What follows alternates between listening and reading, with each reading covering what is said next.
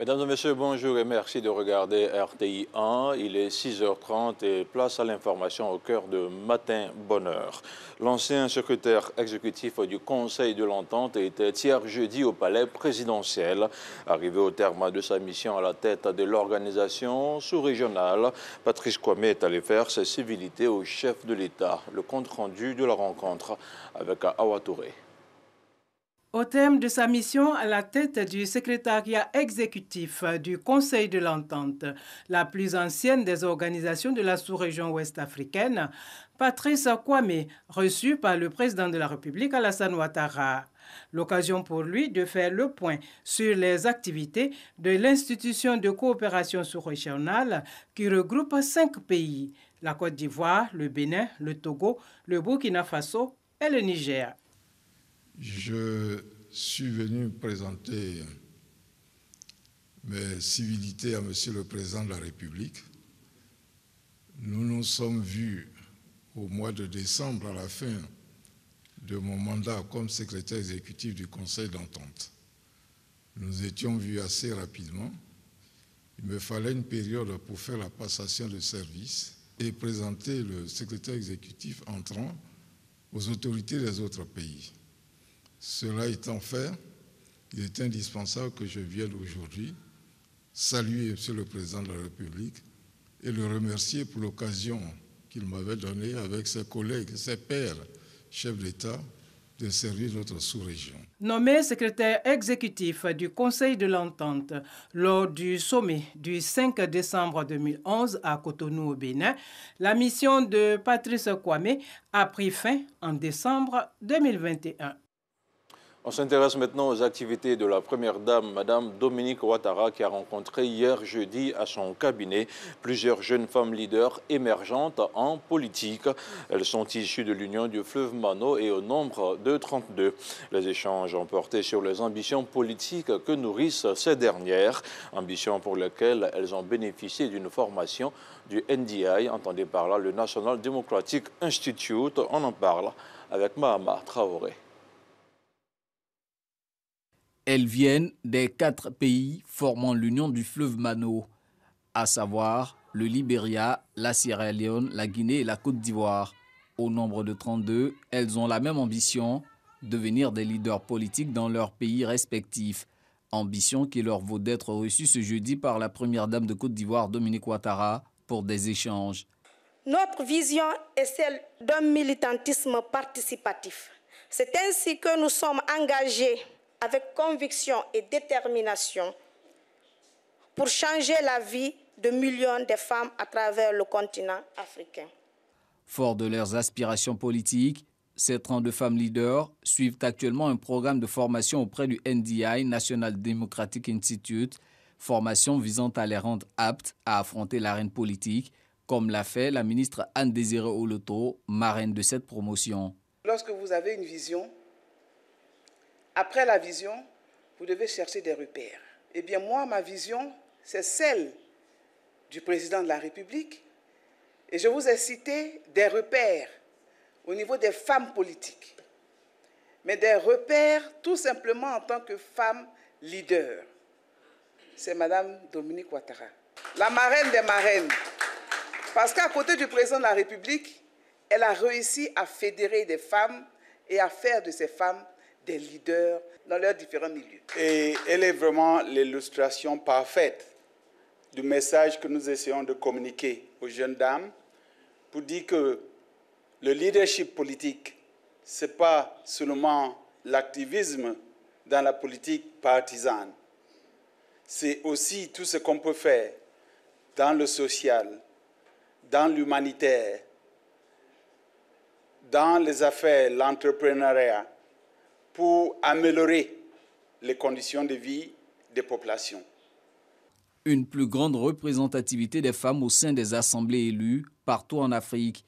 Un combat que soutient la première dame, Dominique Ouattara. Mes chères jeunes femmes leaders, je voudrais vous dire que je trouve admirable votre choix de participer à la vie politique de vos pays.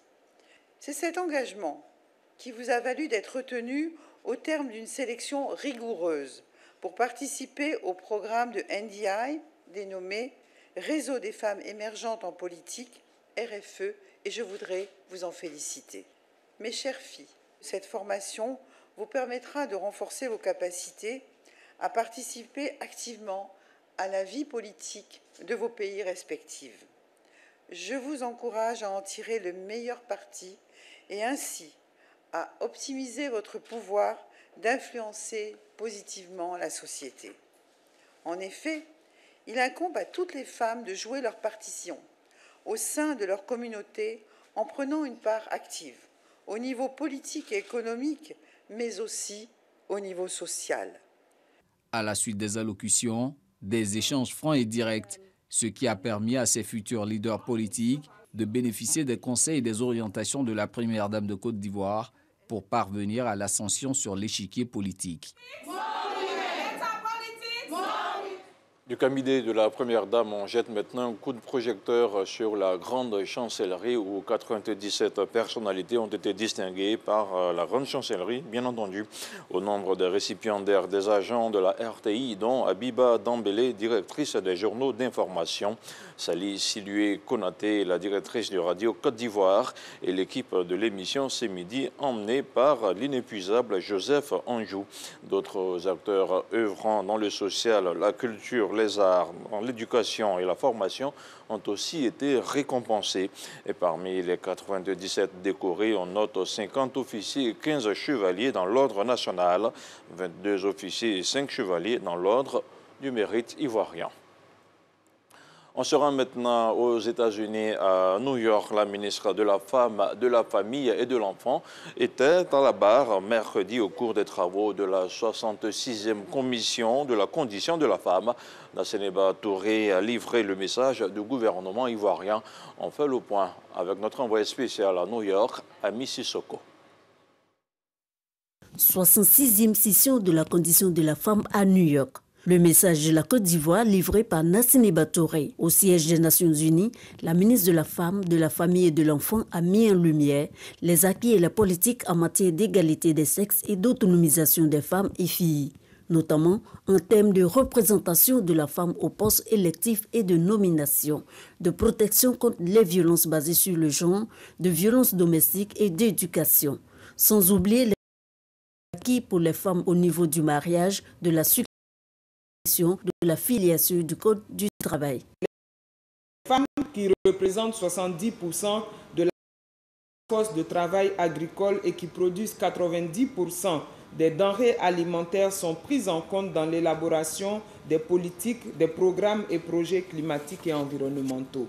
J'en veux pour preuve les campagnes de sensibilisation et de plaidoyer menées par le gouvernement auprès des communautés avec l'appui des partenaires au développement pour une meilleure accessibilité des femmes à la terre. Nasseneba Touré n'a pas manqué de souligner également que pour favoriser la résilience des femmes face au réchauffement climatique, le gouvernement multiplie les stratégies. Entre autres, la mise en œuvre de protection contre les risques climatiques à travers la transmission vers une économie plus verte visant à réduire les émissions de gaz à effet de serre de 28% à l'horizon 2030 et la restauration des terres et forêts dégradées avec l'implication des communautés. S'agissant des énergies renouvelables, 3 projets de production d'énergie solaire sont en cours de réalisation dans le nord de la Côte d'Ivoire, ainsi qu'une dizaine de centrales solaires. Un projet commercial de biomasse de grande envergure à partir des déchets de la culture du palmier à huile est en cours de réalisation. L'ensemble de ces projets favorisera à terme la création de milliers d'emplois pour les femmes et les filles pour une meilleure autonomisation. Le gouvernement ivoirien est à la tâche et pleinement engagé pour un meilleur accompagnement des femmes et filles face aux effets du réchauffement climatique, a indiqué la ministre Nasseneba Touré, avant de conclure par une invitation à l'ensemble des délégations à prendre part à la prochaine COP 15 concernant la lutte contre la désertification prévue du 9 au 20 mai prochain en Côte d'Ivoire.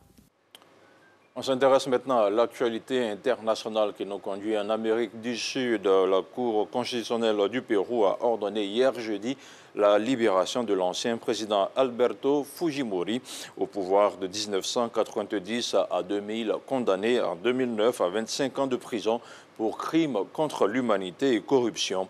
Les décisions de la Cour constitutionnelle sont sans appel.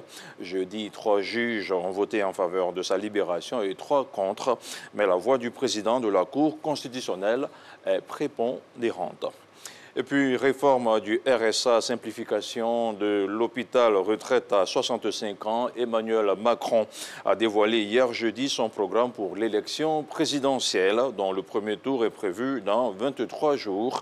Le président sortant évalue le coût de ses propositions à 50 milliards d'euros d'ici à 2027. Voilà, c'est tout pour ce premier point de l'information. On se revoit dans une demi-heure.